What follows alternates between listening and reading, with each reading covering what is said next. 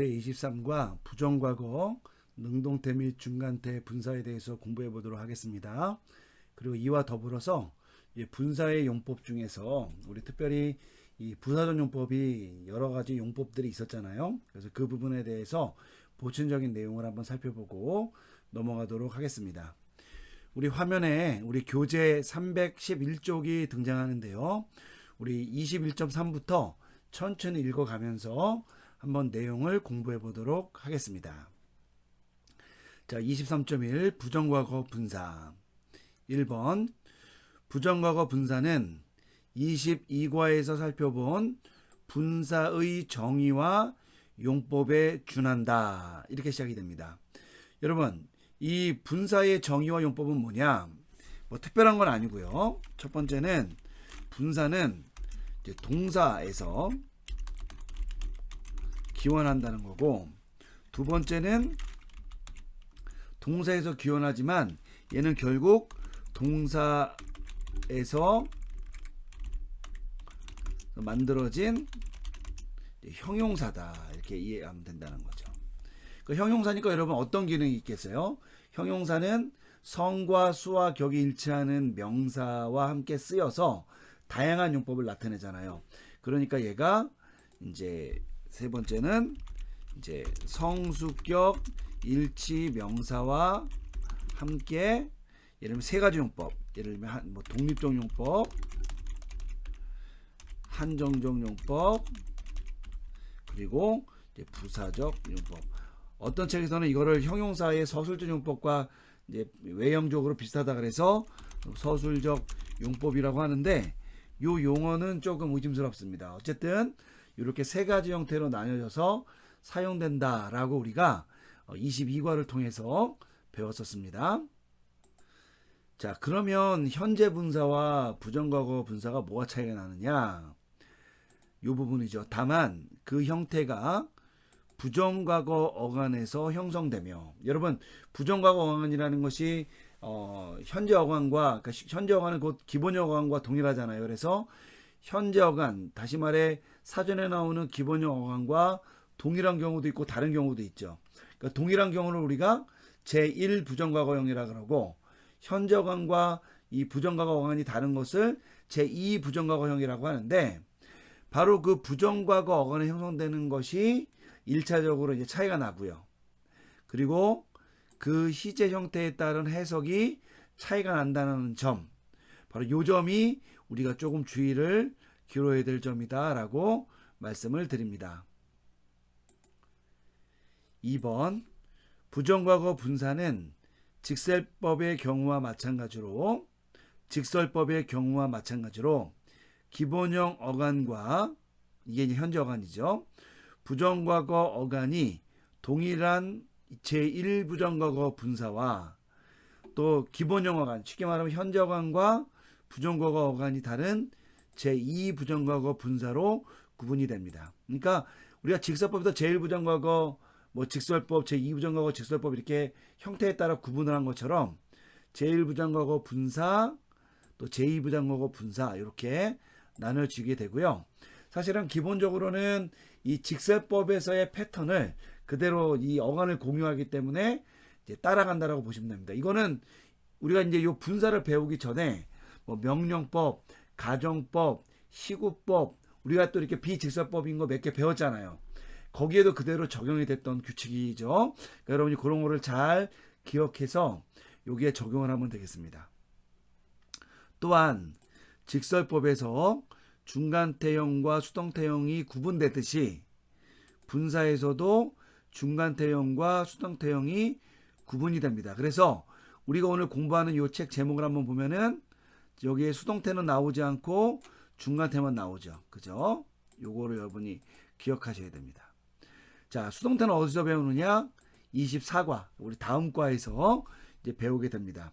다만 분사는 직설법에 속하지 않기 때문에 부정과거 시제에서 접두모음 엡실론이 붙지 않는다라는 거. 여러분, 요거는 여러분이 좀 주의를 기울이셔야 돼요. 그러니까 우리가 사실 명령법, 가정법, 시구법에서도 안 붙었잖아요. 부정사에서도 안 붙고. 그러니까 쉽게 말하면은 이 엡실론에, 그러니까 부정과거나 뭐 예를 들면 미완료 과거나 이렇게 과거 시제에 엡실론에가 붙는 경우에는 직설법에 제한된다라고 여러분이 이해하시면 될 것 같아요.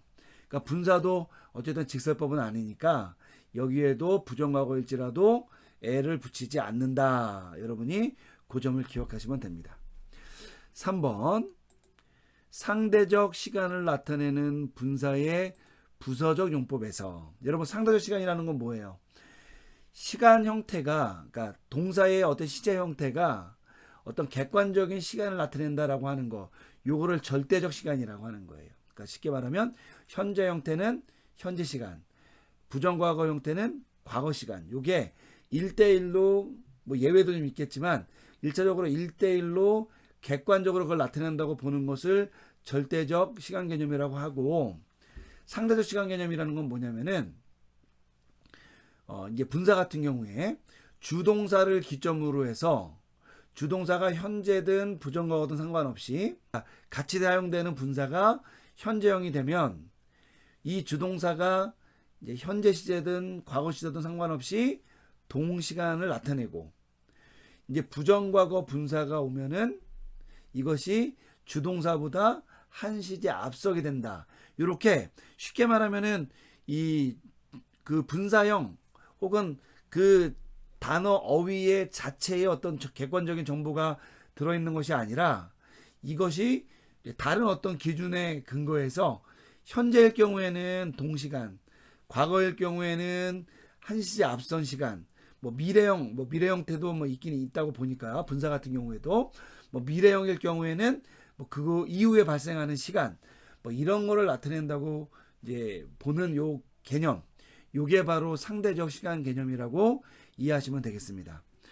어쨌든 이 상대적 시간을 나타내는 분사의 부사적 용법에서 과거 분사는 주 동사보다 한 시제 앞선 시간을 나타내기 때문에 우리가 이제 분사의 부사적 용법을 해석할 때 기본적으로 시간의 개념으로 해석을 한다 그랬잖아요. 그래서 얘가 이제 부정과거 분사가 나오면은 뭐뭐한 후에라고 기계적으로 적용해서 이제 분해를 하고, 그 다음에 이제 문맥에 맞춰서 이제 뭐 이유나 양보 등으로 바꿔라 이렇게 말씀을 드렸습니다. 그러니까 쉽게 말하면은 부사적 용법에서 현재 분사는 뭐뭐하는 동안에 이렇게 돼서 얘는 동시간을 나타내고요. 예를 들면 부정과거는 이제 뭐뭐한 후에가 돼서 한 시제 앞선 시간을 나타낸다. 여러분 이 정도로만 이해하고 정리하고 넘어가면은 될 것 같습니다. 단 이거는 이제 부사적 용법일 때 얘기고요. 한정적 용법과 독립적 용법에서는 문맥에 따라 이 시제의 개념이 적용된다는 건 여러분이 염두에 두셔야 돼요. 그러니까 과거 분사가 나왔는데 이것이 뭐 한정적이거나 독립적 용법으로 사용될 때 얘를 무조건 과거로만 해석하지는 않는다 이거예요. 뭐 여러 가지 이유가 있지만 이 뭐라 그럴까, 직설법이 아닌 경우에는 어떤 시간의 개념이 그 동사형 자체 안에 들어있다고 보지 않기 때문에, 예를 들면 이렇게 상대적 시간을 나타내는 경우에도 예를 들면은 현재 분사가 나왔는데, 그죠? 이 주동사가 여기 이제 주동사가 나올 거 아니에요? 주동사가 나오면 얘가 주동사가 부정과거일 경우에, 얘가 쉽게 말하면 과거일 경우에, 자 이렇게 될 경우에는 이게 비록 현재형이지만 이 주동사와 관련해서 얘가 과거의 의미를 나타내잖아요. 그러니까 예를 들면 이거죠. 전화하면서 집에 간다 그러면 전화하는 거랑 집에 가는 것이 모두 현재지만 전화하면서 집에 갔다 그러면 전화한 것도 뭐가 되는 거예요. 형태는 현재형이지만 개념적으로 시간적으로 과거가 되잖아요. 사실은 이렇게 이 상대적 시간 개념 안에도 엄밀히 말하면은 시간의 어떤 개념이 들어있는 건 아닐 수 있어요. 그렇지만 어쨌든 이 분사가 부사적으로 사용될 경우에는 상대적 시간 개념을 가져요. 반면에 이 한정적 그리고 이 한정적 그리고 독립적 요법일 경우에는 그나마 그 안에 시간의 개념이 들어있지 않다라는 거예요. 근데 사실은 이런 경우에도 시간의 개념이 들어있지 않다라고 보는 게 맞죠. 그러니까 이것도 일종의 시간의 개념이 거기에 들어있기 때문이 아니라 관습적인 해석일 수가 있어요. 하지만 이 한정적 독립적 요법은 그것보다 더욱더 철저하게 시간의 개념이 들어있지 않다고 본다는 거예요. 그럼 뭐가 대신 들어있을 것이냐? 물론 여러분 대부분의 경우에는 이 부정과거가 나오는 경우에는 과거를 했다는 경우가 많고 문맥상 현재가 나오는 경우에는 이제 현재를 했다는 경우가 많아요. 분사 같은 경우에도. 하지만 사실은 그런 시간의 개념이 이제 우리가 경험치로 그렇게 구분이 되긴 하지만 사실은 이 직설법이 아닌 동사의 시제 형태에는 우리 문법학자들은 동사의 상이 들어있다고 믿습니다. 상, 얘는 영어로 어스펙트예요.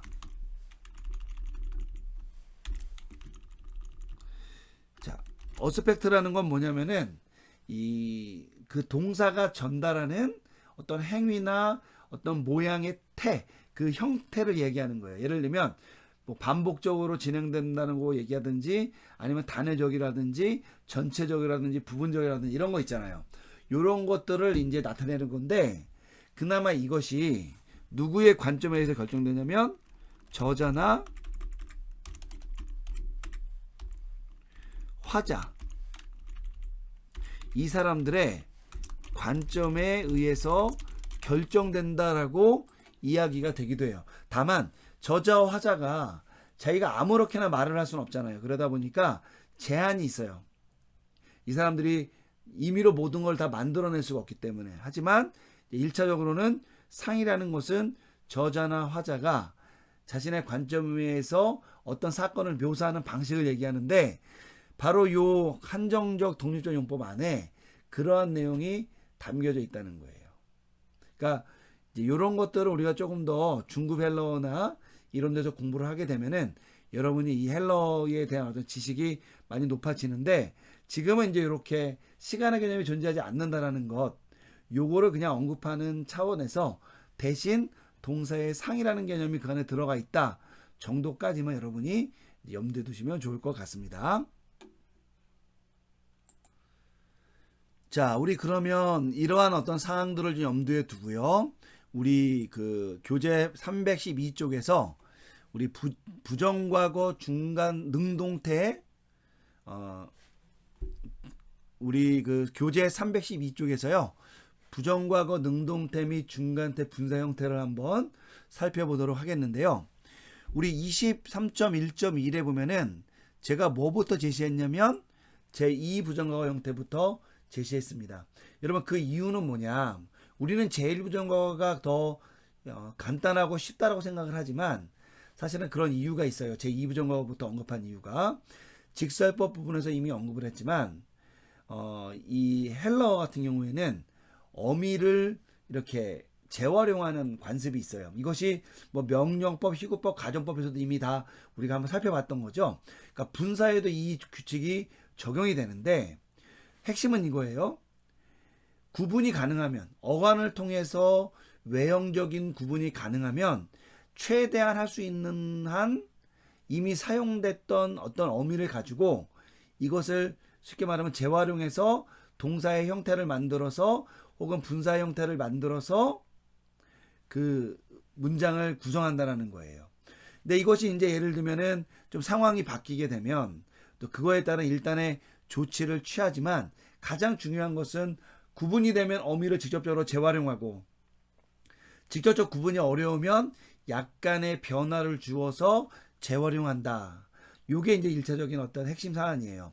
그러다 보니까 사실은 우리가 이미 앞서서 직설법 부분에서 1부정과거, 2부정과거에 대해서 이미 다 배웠고 또 여러분들이 아마 우리 교재에 13과 부분에서 주요한 동사의 1부정과거형, 2부정과거형 그리고 뭐 현재형, 미래형에서 우리가 동사의 6가지 부분에 대해서 아마 여러분이 공부를 했을 거라고 제가 생각을 합니다.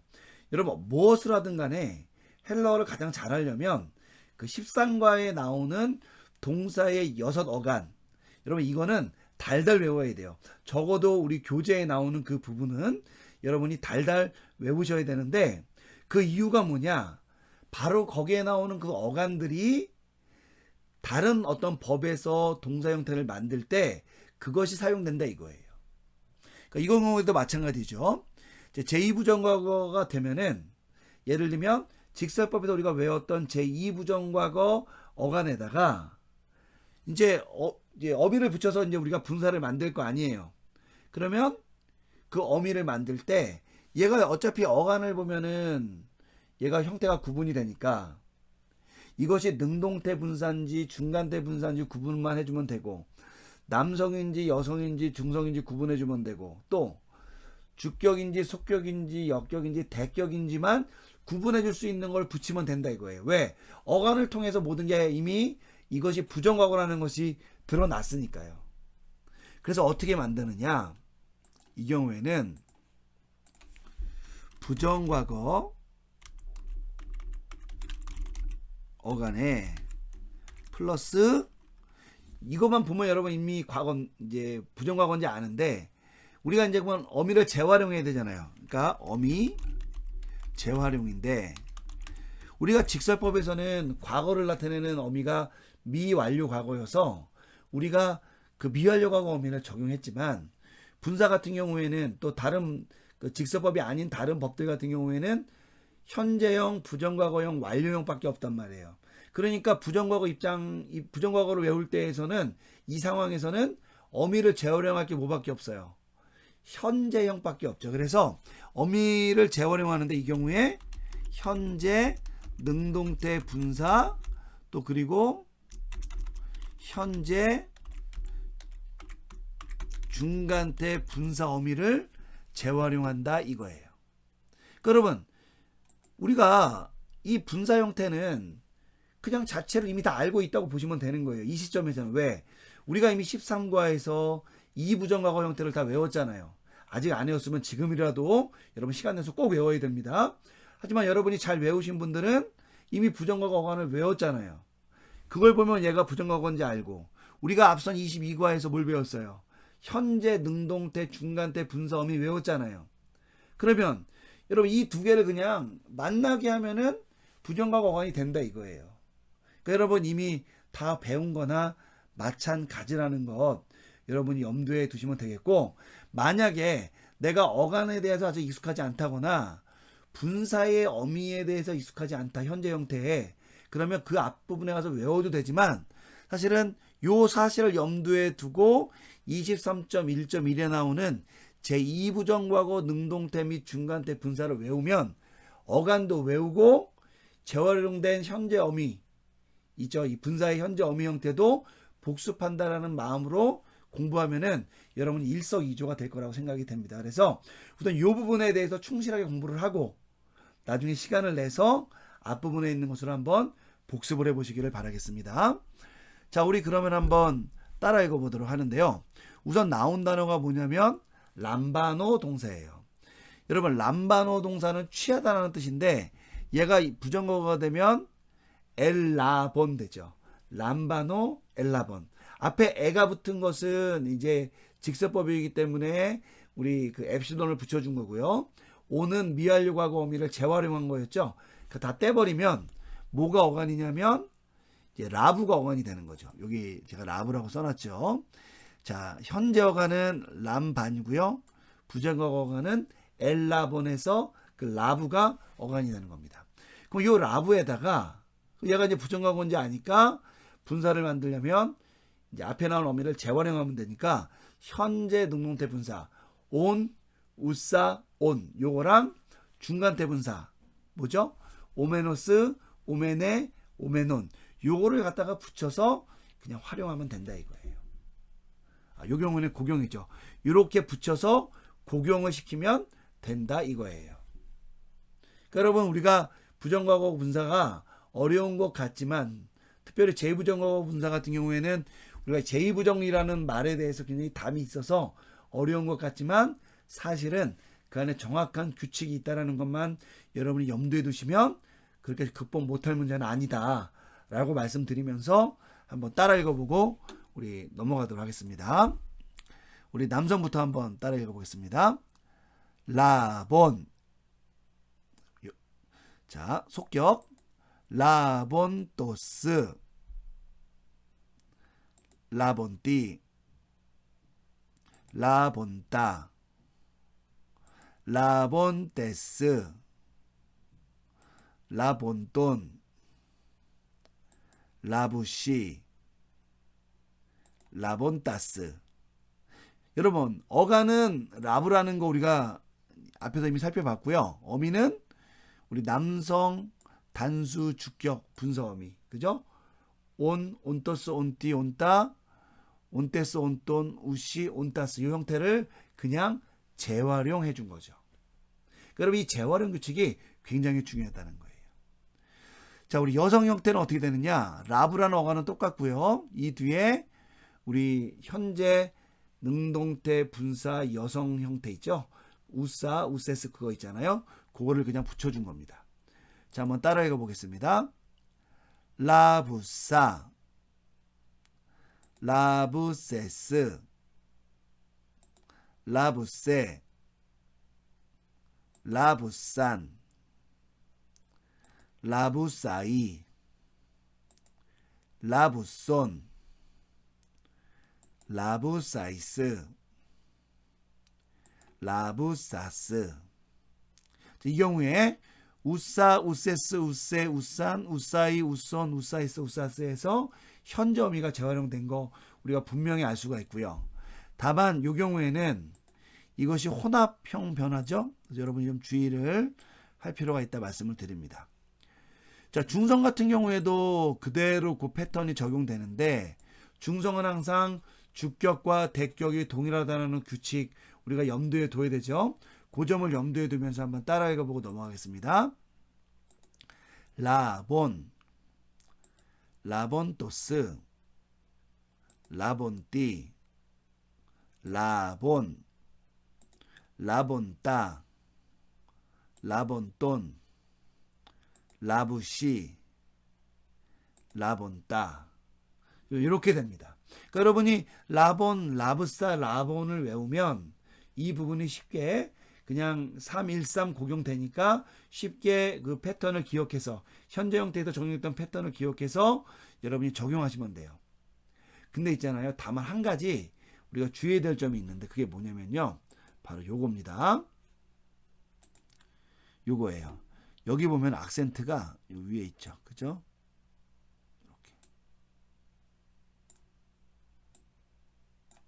이렇게 됩니다. 그러니까 라본, 라브사, 라본인데 악센트가 라브에 있는 게 아니라 온에 있는 거예요.